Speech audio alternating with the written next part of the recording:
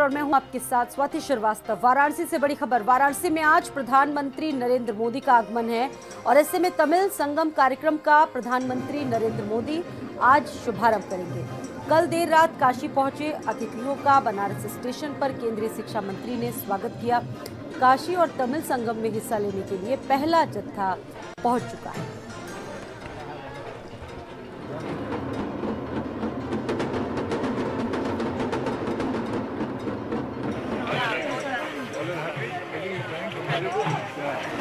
भव्य सम्मेलन काशी में होना है, जिसकी तैयारियां पिछले काफी दिनों से की जा रही है। आज तो प्रधानमंत्री नरेंद्र मोदी का आगमन है। ऐसे में दो संस्कृतियों के बीच एक बड़ा तालमेल बने, एक अच्छा सामंजस्य स्थापित हो, इसको लेकर कवायदे और लगभग एक महीने तक ये जो दो संस्कृतियां हैं इनका मिलन आपस में होगा। और बड़ी बात यह है कि आज प्रधानमंत्री नरेंद्र मोदी भी काशी तमिल संगम में पहुंचेंगे। देश ही नहीं बल्कि विदेशों से भी लोग इस कार्यक्रम में पहुंच रहे हैं। भव्य कार्यक्रम की तैयारियां पूरी हो चुकी है और जो पहला जत्था है वो यहां इस कार्यक्रम के लिए आ चुका है। आप देख रहे हैं तस्वीरें। काशी पहुंचे जो अतिथि हैं उनका भव्य स्वागत किया गया रेलवे स्टेशन पर।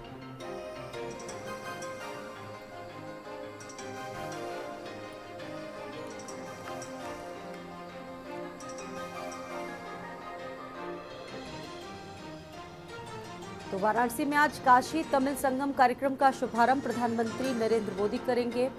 कल देर रात काशी पहुंचे अतिथियों का बनारस स्टेशन पर केंद्रीय शिक्षा मंत्री ने स्वागत किया। काशी तमिल संगम में हिस्सा लेने के लिए पहला जत्था पहुंच चुका है।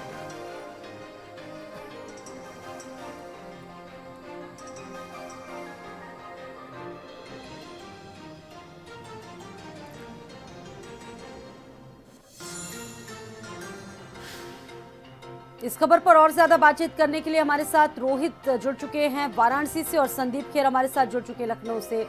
बहुत स्वागत है रोहित। अगर बात की जाए वाराणसी की कार्यक्रम की, देखिए भव्य तैयारियां पिछले कई दिनों से हम देख रहे थे की जा रही थी। आज प्रधानमंत्री का भी आगमन है, तो क्या कुछ तस्वीरें, कितने बजे इस कार्यक्रम की शुरुआत होगी रोहित?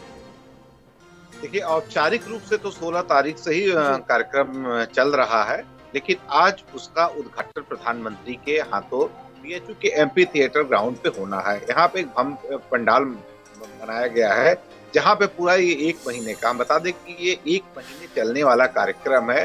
इसमें लगभग 2500 से ऊपर तमिल प्रतिनिधि जो हैं वो न सिर्फ तमिलनाडु के बल्कि तमिल के जो बाहर भी रह रहे हैं विदेशों में वो भी आ रहे हैं। उसमें युवा हैं, इंजीनियर हैं, धार्मिक लोग हैं, बुद्धिजीवी हैं, सभी तरह के लोग हैं। लगभग 2500 से ऊपर संख्या है, ये लोग शामिल हो रहे हैं। जैसा कि देखा कि पहला जत्था देर रात को कल आ भी चुका है, उनका भव्य स्वागत किया गया है। इसमें जो दो जगहों की एक संस्कृति होती है, काशी की संस्कृति और तमिलनाडु की संस्कृति, क्योंकि देखा जाए तो ये दोनों संस्कृतियां हैं, विश्व की सबसे पुरातन संस्कृति है। लेकिन भाषा के कारण कहीं न कहीं एक दूरियां बनी होती है, भाषा थोड़ी कठिन है, एक दूसरे से मेल जोल नहीं हो पाता है। तो उन सब चीजों को एक साथ एक सूत्र में पिरोने की कवायद है, एक भारत श्रेष्ठ भारत कार्यक्रम के तहत। उसी के तहत ये एक महीने का आयोजन है जिसका उद्घाटन प्रधानमंत्री करेंगे। काफी बृहद आयोजन है, न सिर्फ कला बल्कि संस्कृति, खान पान, रहन सहन और सांस्कृतिक गतिविधियां, शास्त्रीय संगीत, इन सब चीजों का आदान प्रदान यहाँ पे होगा। काशी के कलाकार अपनी प्रस्तुति देंगे, तमिल के जो कलाकार आए वो अपनी प्रस्तुति देंगे। तो दोनों संस्कृति के लोग एक दूसरे को बड़े ही विस्तार से जानेंगे, समझेंगे। ये सब आयोजन है। इस तरह से विश्वविद्यालयों में यूथ एक्सचेंज प्रोग्राम होता है, कहा जाए तो ये उसी का एक बड़ा। ठीक है रोहित, आपके पास मैं वापस लौटूंगी। संदीप भी हमारे साथ मौजूद हैं। संदीप, जैसा कि रोहित लगातार बता रहे हैं, दो पौराणिक संस्कृतियों का मिलन होगा, लगभग एक महीने तक ये पूरा कार्यक्रम चलेगा। संदीप, इसे कैसे देख रहे हैं? देखिए बिल्कुल स्वाति, जिस तरीके से अभी हमारे सहयोगी रोहित ने बताया, इसमें कोई दो राय नहीं है कि दो राज्यों के कह सकते हैं सांस्कृतिक मिलन का आज ये कार्यक्रम है, जिसको लेकर प्रधानमंत्री नरेंद्र मोदी खुद वहां पर साक्षी रहेंगे। काशी तमिल संगमम का आज वो शुभारंभ करने के लिए आ रहे हैं।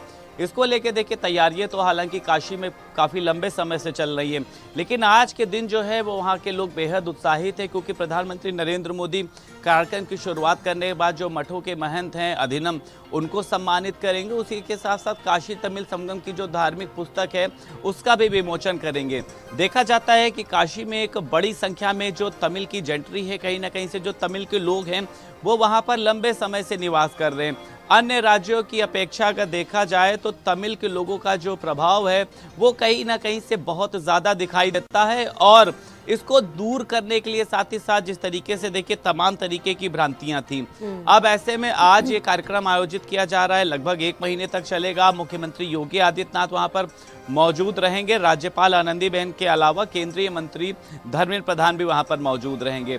ऐसे में ये देखा जा रहा है कि प्रधानमंत्री नरेंद्र मोदी तो खुद उत्साहित हैं ही, उसी के साथ वहां के लोग भी उत्साहित हैं। संदीप, लोग कंपेयर भी कर रहे हैं। एक तरफ राहुल गांधी पूरे देश भर में भारत जोड़ो यात्रा कर रहे हैं और दूसरी तरफ बीजेपी की तरफ से एक भारत श्रेष्ठ भारत की जो थीम है वो रखी गई है। अब लोगों ने ये कंपेयर करना भी शुरू कर दिया है। संदीप, देखिए बिल्कुल स्वाति, भारत जोड़ो यात्रा की अगर बात करी जाए तो उसमें तमाम तरीके के देखिए राजनीतिक जो हैं वो सवाल उठा रहे हैं कि राहुल गांधी को अपनी शुरुआत जो है या फिर अपनी यात्रा की शुरुआत अन्य जगहों से करनी चाहिए थी जो हिंदुस्तान से अलग हुए थे।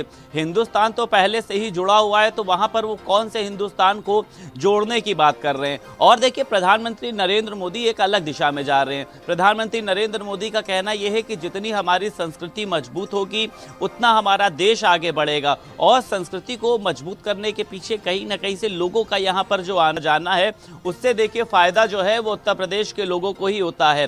तमाम जगहों पर देखिए देखा जाता है, चाहे इन्वेस्टर समिट की ही बात कर लीजिए, जब विदेशी लोग यहाँ पर आकर पहुँचते हैं तो वो यहाँ पर आकर इसलिए पहुँचते हैं क्योंकि यहाँ की संस्कृति इतनी प्रभावशाली है, और तमाम लोग जानते हैं कि काशी की शाम जो होती है उसको देखने के लिए विदेश से लोग यहाँ पर आते हैं।